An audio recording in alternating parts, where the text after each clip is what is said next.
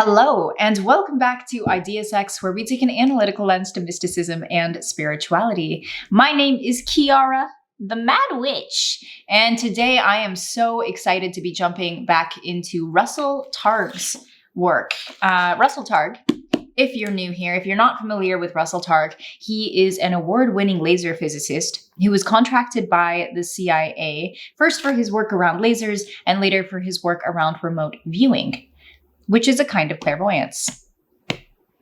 Yes, our government has spent millions upon millions of dollars investigating psychic phenomena, also called psi research. And lucky for us, some of their work... Wait a minute! Some of their work has been declassified. There's actually a vast body of scientific evidence for psi phenomena. And when I say vast, I mean like huge. There's so much out there, but it's mostly been done by independent scientists, institutions. We're focusing more on the government side of things for the time being, because that's really where it started in the 70s. And we'll get into the history of psi and everything as well. But we've been talking primarily about the early formal laboratory studies done by the United States government. The government. Stop it. Get some help. Around like remote viewing and the like. And it really did get its start with people like Russell Targ, Pat Price, Ingo Swann, and Hal Puthoff, all the people that we've been talking about on this channel, will continue to talk about on this channel.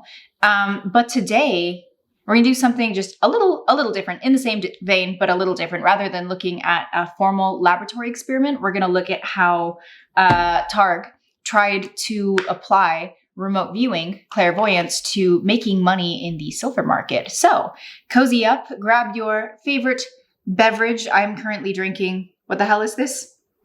A turmeric latte with macadamia nut milk in a Deadpool mug, which is a pretty accurate summary of who I am as a person. So without further ado, I'm very excited to share with you how Russell Targ made the equivalent of almost $500,000 in 9 weeks using this.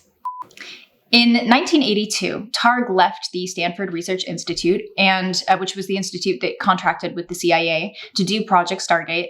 And when he left that, he started the Delphi Associates. And he did this with Keith Harari, who was a psychologist and gifted psychic. And he did this with Tony White, who was a very successful investor. And together, these three people wanted to see if they could use psychic abilities to make money in the marketplace. Who needs insider trading when you have clairvoyance? Oh, that's right. Just all of our corrupt politicians. The result, they correctly predicted the fluctuations of the silver market for 9 weeks. 9 weeks in a row. I don't know how to calculate the odds against chance for that. If you do, please pop it in the comments.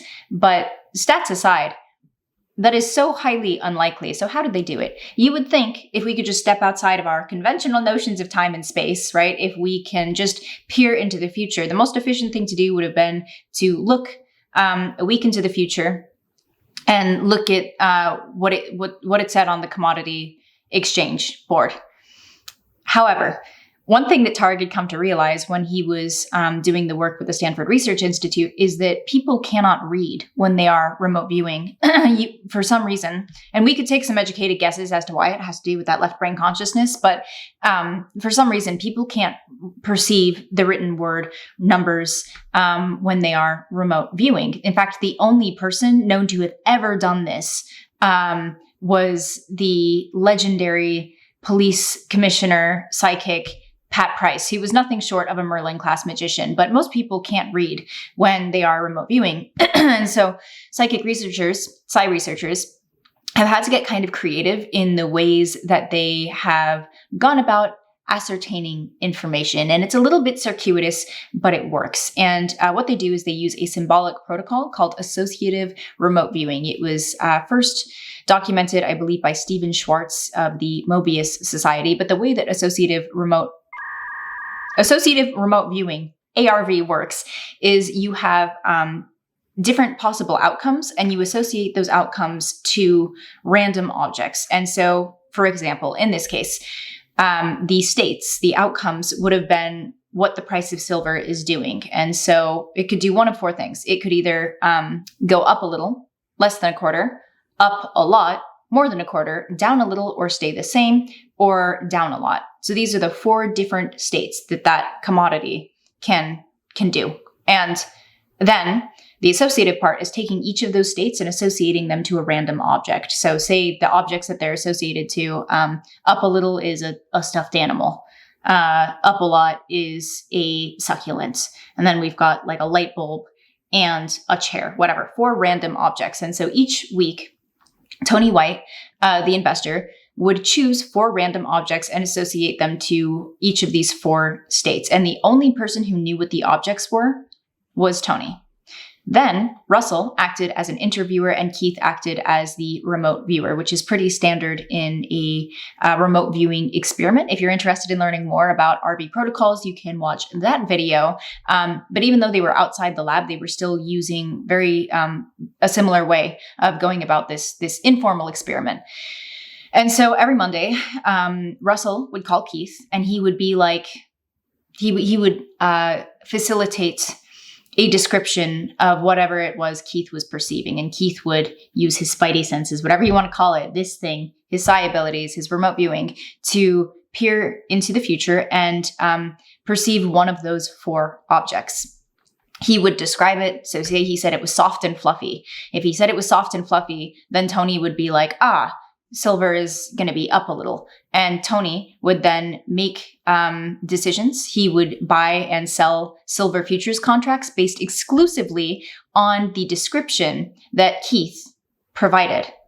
And then the following Friday, after they knew what the actual number was, then Tony would show Keith and Russell whatever the object was that correlated to what the market actually did. So if it actually did go up a little, he would show them the stuffed animal. If it had gone down a lot, he would have shown them, what was it? The chair.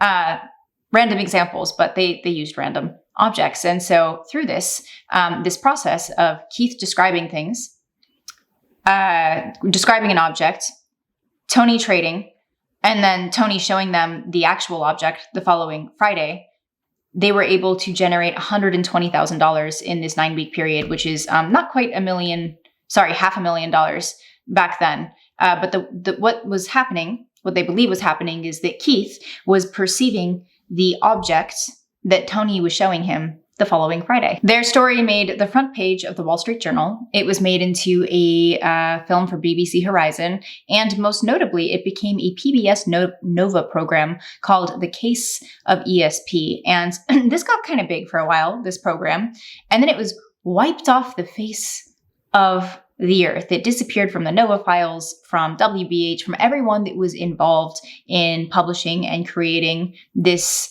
program. All of a sudden, it just evaporated. It was as though it never existed. We know it existed because Russell Targ still has several copies of the original DVDs.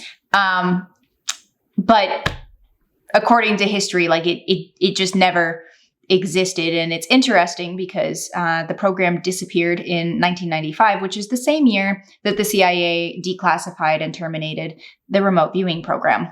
Probably not coincidence, given what we know about the CIA. You're a bunch of evil bastards. And I can't wait to watch the shadow government burn. It's happening in our lifetimes, y'all. I guarantee it. It's already starting to happen, but that's Idea Sex for another time. In fact, it's probably a conversation for BitChute and not YouTube, because this channel would get censored before we even got started. But if y'all are interested, if at some point I sense there's interest in having those kinds of conversations, I would totally start a BitChute where we can talk about all the things we're not supposed to, because the establishment. I digress. What if you could use ARV and apply it to casinos or stonks? People totally do. There are a number of people from the International Remote Viewing Association that claim to make their livings using ARV. And in fact, one such person actually sent Russell Targ photocopies of $100,000 worth of casino checks. So, of course, the government doesn't want people to know that shit is possible because if more people have their third eyes open, so to speak, then there are no secrets. Then we live in a world of total transparency. And if people knew the truth about how fucking evil our governments are, they all would have collapsed by now. And I don't use that word lightly. When I say evil, I mean evil. Ingo Swann knew about this too, and I'm currently working on getting through a few of his books, and I cannot wait. I cannot wait to share that with you. I think of all the things I've read in the past, at least the past 2 years, it hits different, as the kids say. It hits me in the capital of my feel sphere. So I cannot wait to share what I'm learning from Ingo with you, beautiful people. So if you're interested in talking about these kinds of things, do consider subscribing and joining the guild. We would love to have you. And in any case, thank you so much for joining me on Idea Sex today, for having idea sex with me. And until next time, stay blessed.